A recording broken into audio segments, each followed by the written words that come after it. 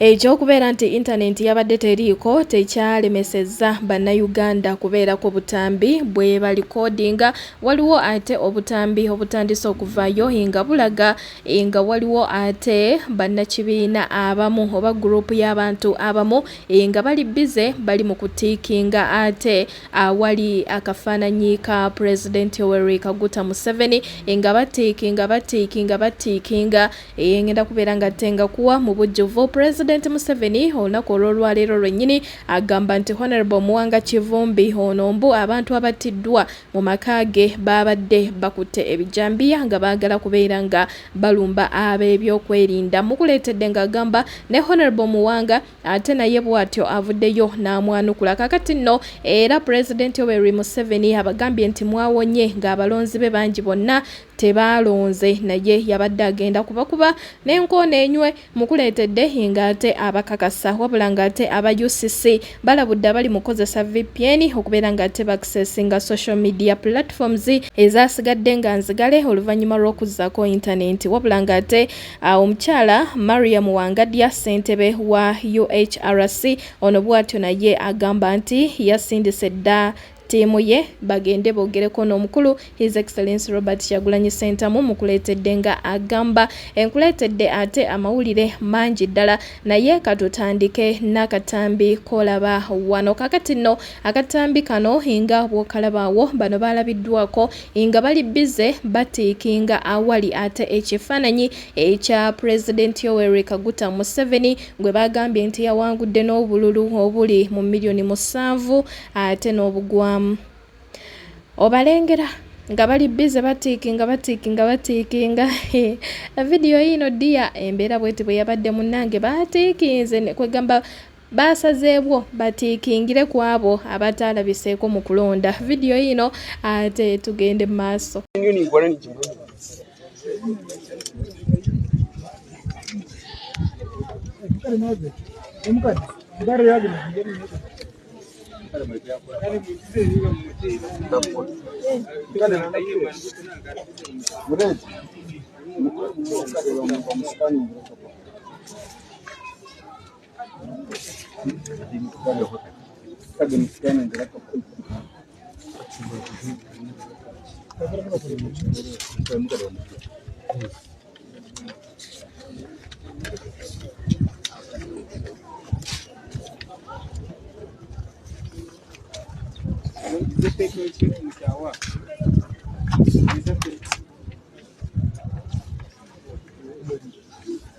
Tiyo mshahara bakwira zinga zo kwiza kure nyombe bakiriya nano ni kurombo mugwanyi nini mwe ucyande bakiriya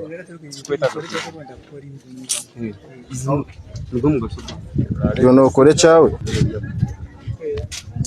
ku SC News UG kwoli kansubire nti muli bulungi mujje baleko jonna gye mukwasaganyeeyo wabanga tonnaba ku subscribinga notification bell giseeko videos zino ate oberenga ozifunira mu budde face to face dating site webali okubeera nga bakunoonyeza omwagalwa bwe atayina enamba yaabwe y'essimu ku screen yo aweri bakubireko okumanya ebisingawo oba osobola oweereza message ku WhatsApp. Olabye we bategeeredde bannayuganda abamu gwate waaye tugambe ki naye nga President Yoweri Kaguta Museveni ono bw'ati agamba nti abantu abattiddwa ewa Honorable Muwanga Kivumbi e Butambala bano babadde n'ebijambiya nga baagala kulumba ab'ebyokwerinda. Video yino ng'agamba ate ne Honorable Muwanga Kivumbi nga amwanukula nkwongereyo. Something happened in Butambala.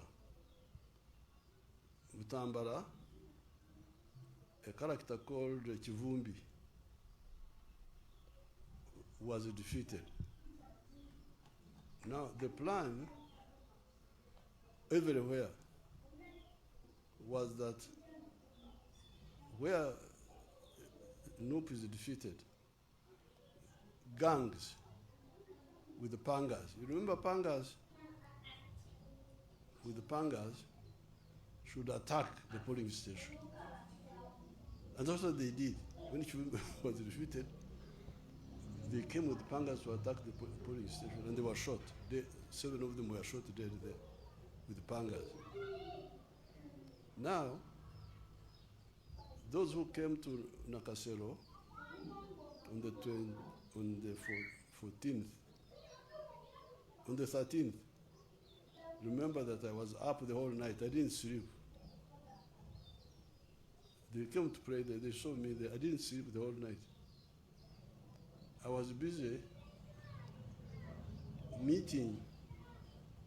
The problem, the group of these traitors, like Kyagulanyi and some of the other opposition, not all of them, some of the opposition, especially the ones who used to belong to the Besigye group, Besigye wing, they don't understand that Uganda is a land of martyrs.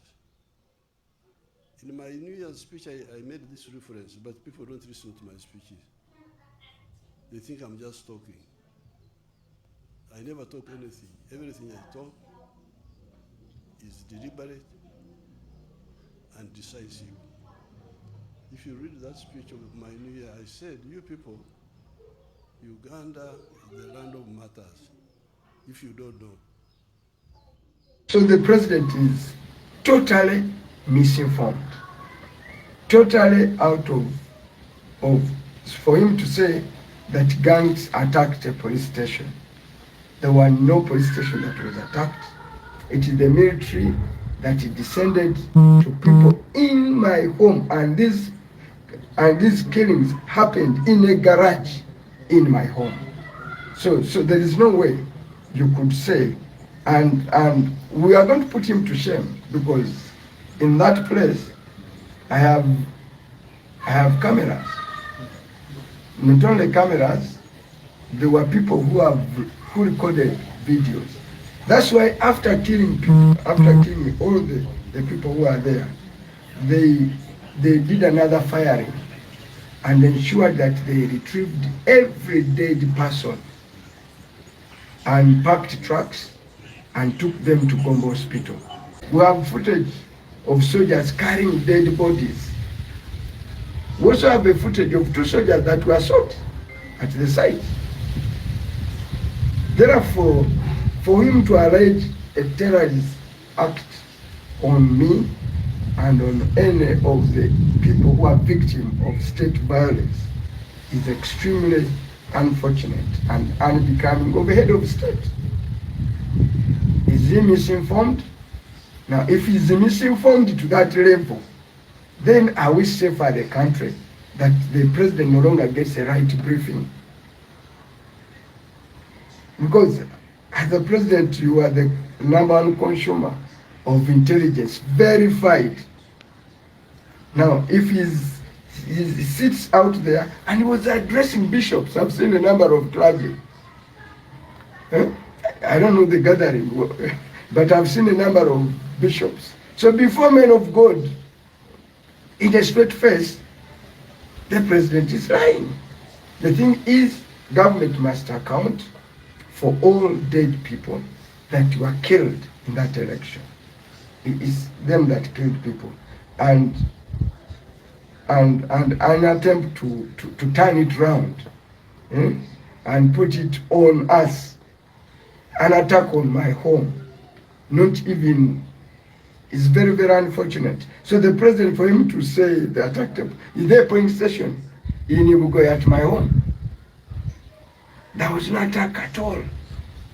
This was all inspired, a kind of a cover-up one, to try and rig an election, which, for me, that is a minor thing.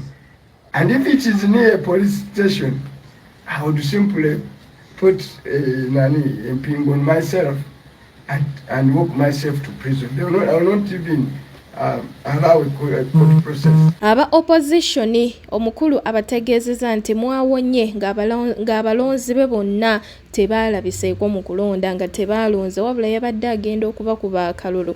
Nammwe musiime, kwegamba yabadde agenda afuna miliyoni nga nnyingi okusingako ezo ze yafunye ez'obululu mu kinnyonnyoke. Wabula President Museveni ate kati ebintu abitaddemu okulumya. Vidiyo yino ng'agamba ate tugende mu maaso. The opposition were lucky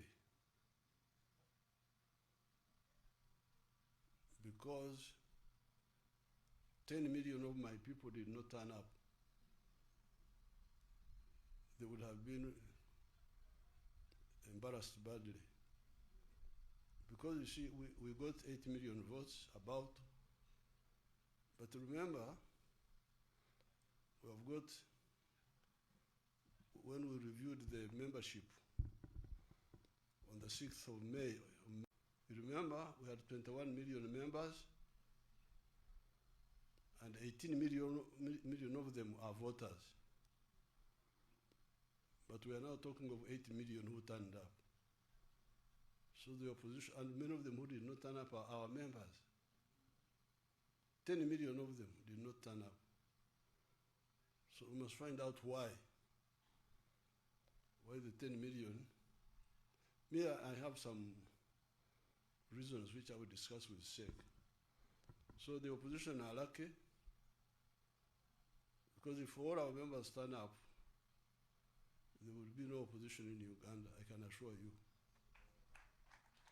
Obwati omukulu bwabategeezezza naye nga mu kulonda wali okimanyi nti nga tetunagenda mu kulonda ng'okulonda tekunaabeerawo nga ne internet tebannagijjawo. Abakulu ssebo baava ne bagamba nti obuuma bwe tugenda okukozesa mu kulonda era bwo tebwetaagisa internet bwemalirira bugenda kubeera nga tebukola nga tekuli internet, naye twatuuse wali mu kulonda ng'obuuma bukola.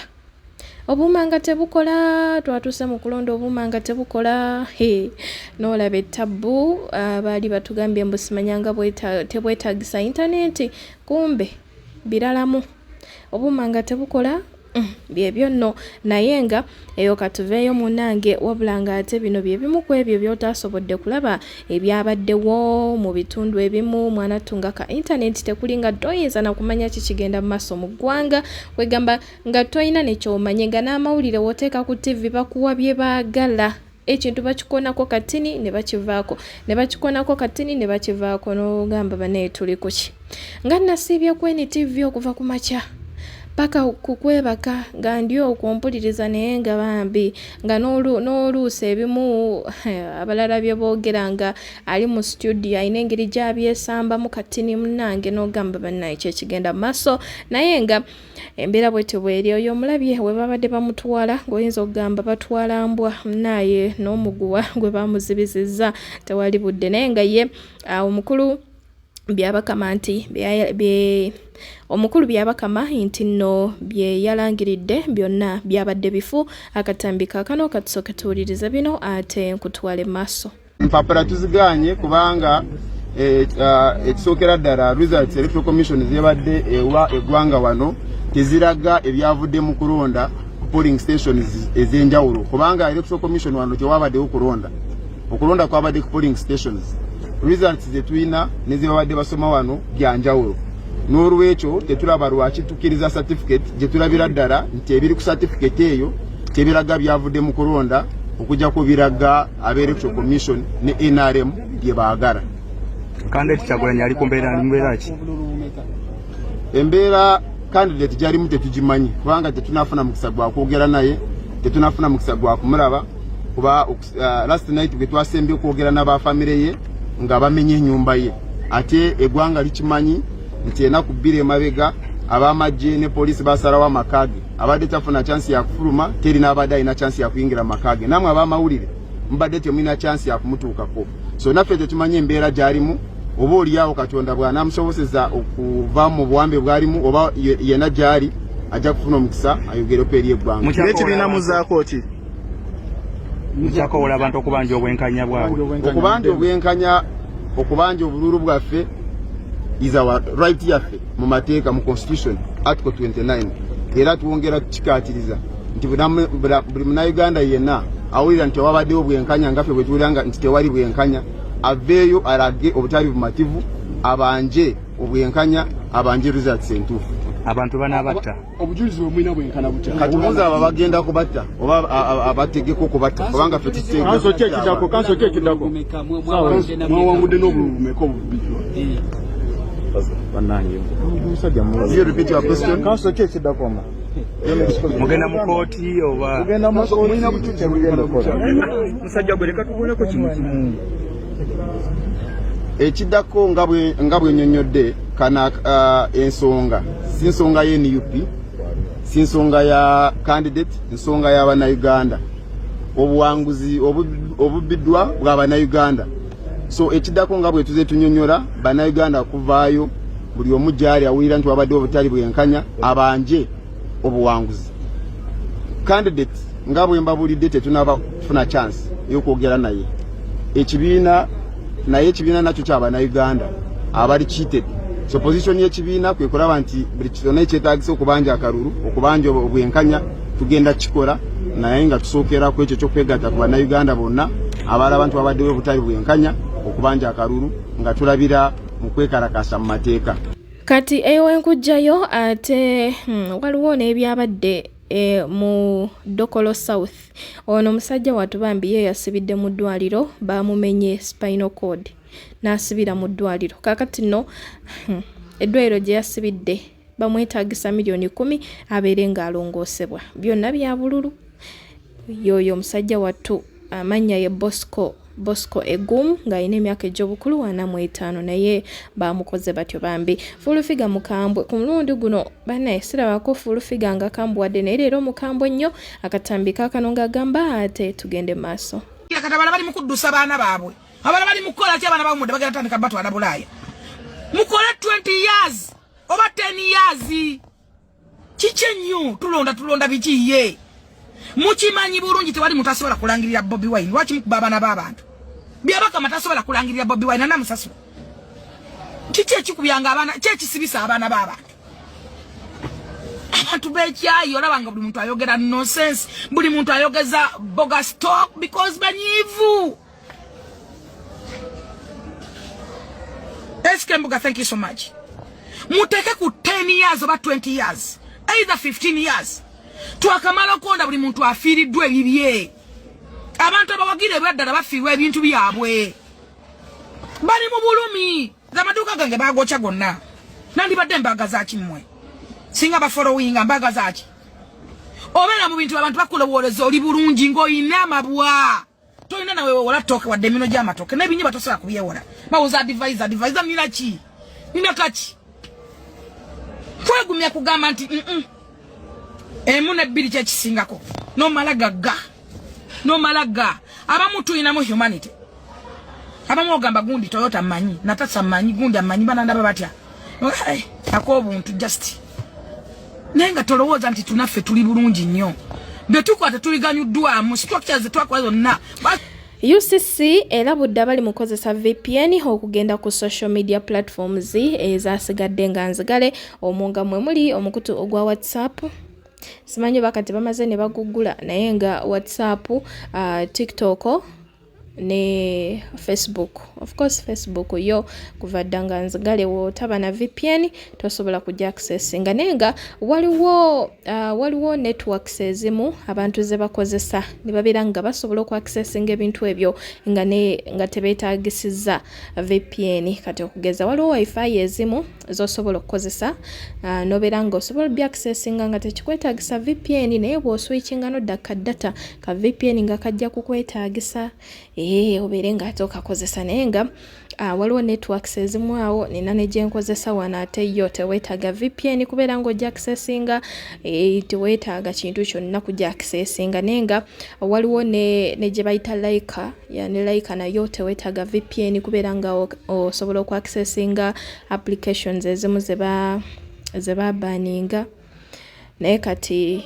aba UCC babalabudde abali mukozesa VPN oku accessinga social media platforms ezo ezasigadde nga nzigale. Video yino omukulu nga akunyonyola ate nkutwale maaso.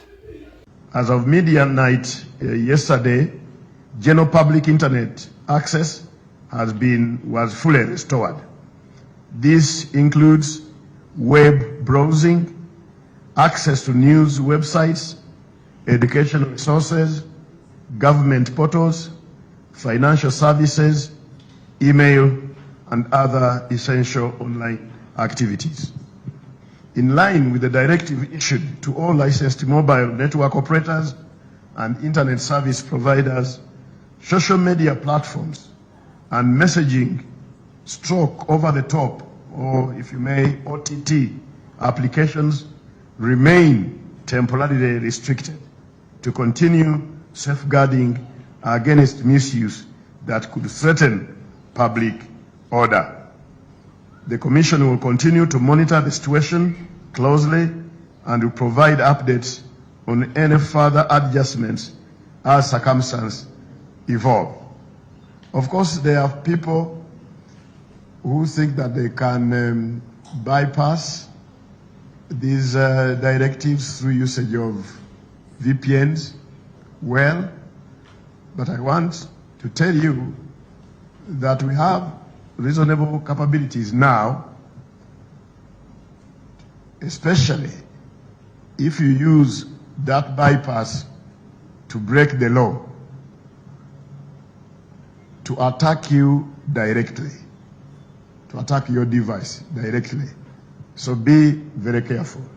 We don't want to go that far, but if you bypass these restrictions and you use the bypass to break the law, don't be surprised that we may attack you and your device may not go on the network again.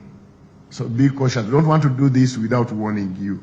I want to warn you. Don't break the law. If you bypass it, VPN is there, we know it. You do your normal things, what we use social media for.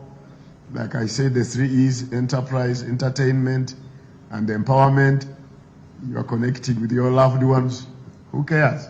But when you break the law, our antennas are really up. We may end up really going for your device because you are breaking the law. We can't allow anybody to use these platforms to break the law. Now that public internet is back, I urge every Ugandan to use this restored access responsibly and constructively. The internet is a powerful tool for enterprise, education, and entertainment, and staying connected to our loved one. Let us use it to build, not to destroy. Avoid sharing or amplifying unverified information, hate speech, inflammatory content, or anything that could incite violence or disturb the peace we have all worked to preserve. Responsible digital citizenship means verifying facts before sharing, respecting the views of others, and contributing to national unity rather than divisions. Remember, freedom comes with responsibility. Misuse of online platforms can have serious consequences for individuals and the entire country. Omukyala Mariam Wangadya ssentebe wa UHRC Uganda Human Rights Commission ono bw'ati agamba nti yasindise ttiimu ye bagende boogereko n'omukulu His Excellency Robert Kyagulanyi Ssentamu awadde ensonga ze ayina ne byayogedde wano eno ate ebimu ku ebyo ebyabaddewo mu kaseera ak'okulonda vidiyo yino omukyala nga akunnyonnyola. Akulira oludda oluvuganya ow'ekitiibwa Robert Kyagulanyi Ssentamu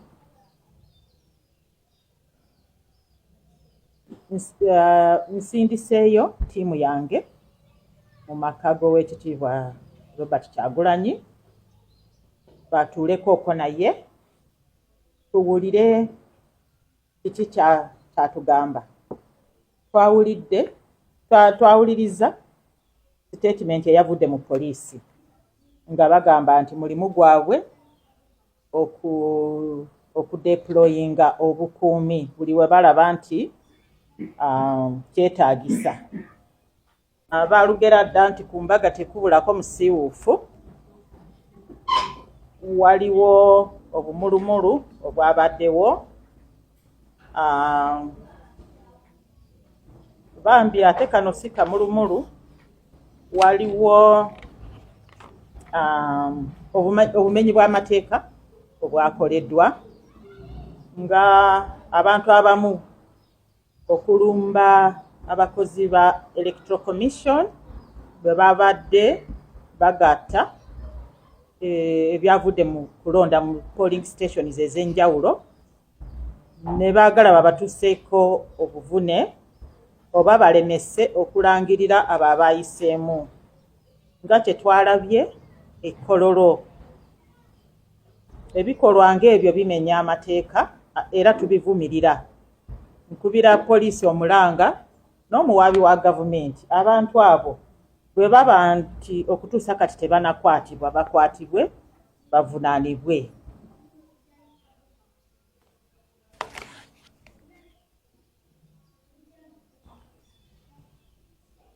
Obuuma oba tubuyite mu Luganda buno obuuma bukalimagezi bwalemereddwa tebwakoze.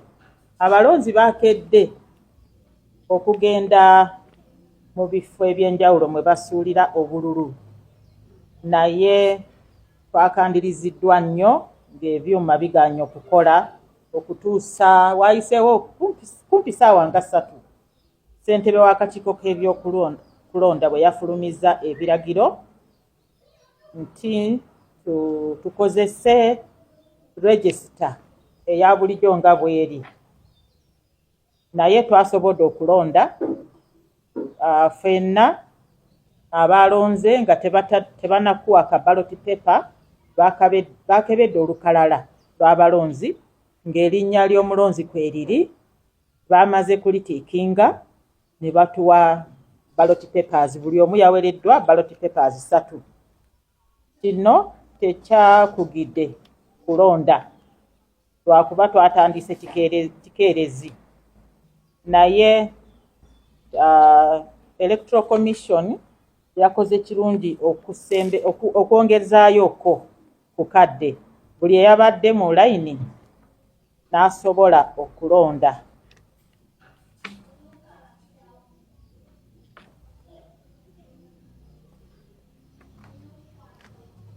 Twalabye abayongeddemu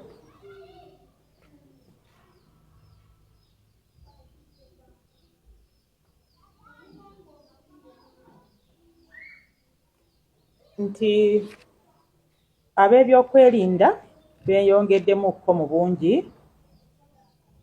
Tulowooza nti kyabadde kisaanidde okuwa obukuumi abagenza okulonda. Kyabadde kyetaagisa, ate mu kulaba okwaffe baakoze omulimu mulungi.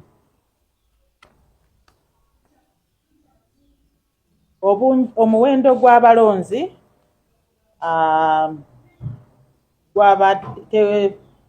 gwabadde mutonotono, naye ate tegwabadde mutono nnyo.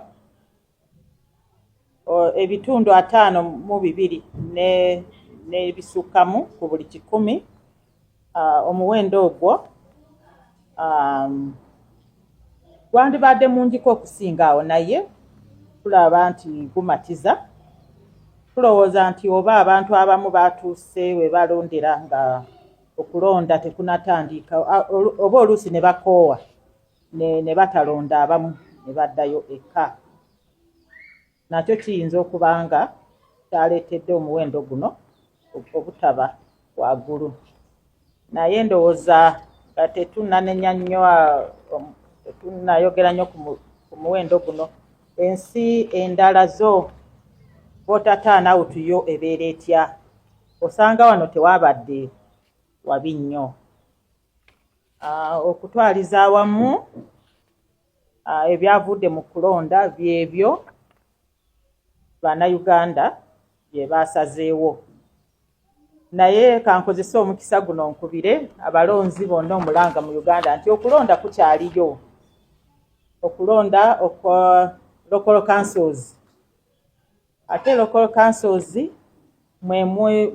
gavumenti mweyisa services eri abantu. So tusitukiremu neera wiiki ejja tugende tulonde abakulembeze baffe, bameeya, basentebe ba zi disitulikiti ne bakansala. Katusuubire nti ku luno omuwendo gw'abalonzi gujja kuba wagguluko. onoonya mwagalwa naawe wona obuwulu weegate ku face to face dating site esookedde mu Uganda jangu sisinkana omuntu wo munywemu caayi wamu nga bwe mumwenya olwo mukonekitinge toddamu kusula nga bwezinze nga Rolex nga face to face dating site weeri ate ebyaffe tebiri mu kumenya mitima okumanya ebisingawo tukubire ku 0706 oba tuweereze ka WhatsApp message tukudde mu bunnambiro face to face dating site twaze kugwa buwulo mu ggwanga.